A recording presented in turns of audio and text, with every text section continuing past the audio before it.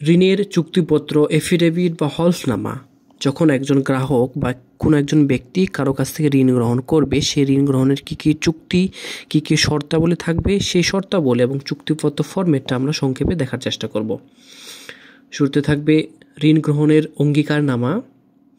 প্রথম পক্ষ দেখি, ভজনপুর শ্রমজীবী সমবায় সমিতি, রেজিস্ট্রেশন নম্বর এত, ঠিকানা 24 পূর্ব মাদারটেক পানির পাম্পের পাশে, কল্যাণতলা, আলমডাঙ্গা, চুয়াডাঙ্গা।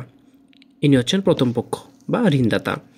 ঋণ গ্রহীতা হচ্ছেন মোহাম্মদ আহমেদ হোসেন, পিতা শফিকুর রহমান, গ্রাম আলমডাঙ্গা, ডাকঘর শাহেরপুর, থানা আলমডাঙ্গা, জেলা চুয়াডাঙ্গা, জাতীয়তা বাংলাদেশি, ধর্ম ইসলাম, পেশা ব্যবসায়ী।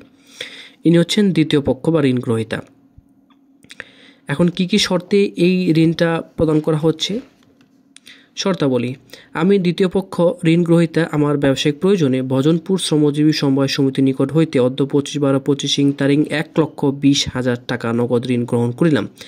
উক্ত 1,20,000 টাকা আমি দ্বিতীয় পক্ষ প্রথম পক্ষের নিকট দৈনিক 1,000 টাকা কিস্তিতে আগামী 4 মাসের মধ্যে ফেরত প্রদানে বাধ্য থাকিব।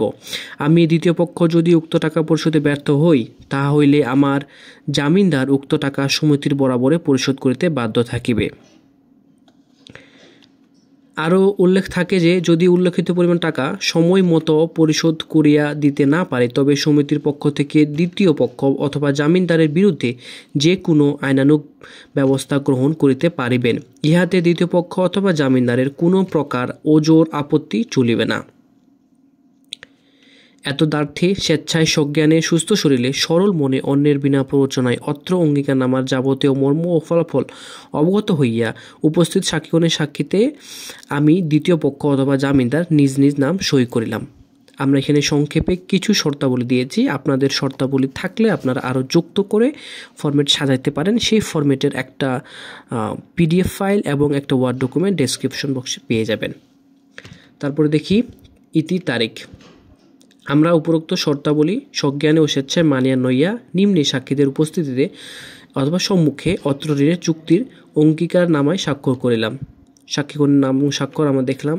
1 নম্বর সাক্ষী, 2 নম্বর সাক্ষী, এভাবে 3 নম্বর সাক্ষী এবং 4 নম্বর সাক্ষী।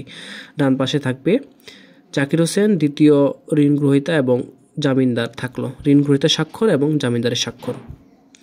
মূলত এইভাবেই একটা ফরম্যাটকে সাজাতে হবে ঋণ গ্রহণের চুক্তিপত্রের জন্য হিসাবে। প্রয়োজন ভেদে গ্রাহক যদি টাকা ফেরত না দেয়, তাহলে আপনারা চেক ডিসঅনারের মামলা বা মানি স্যুট বিভিন্ন করা যেতে পারে।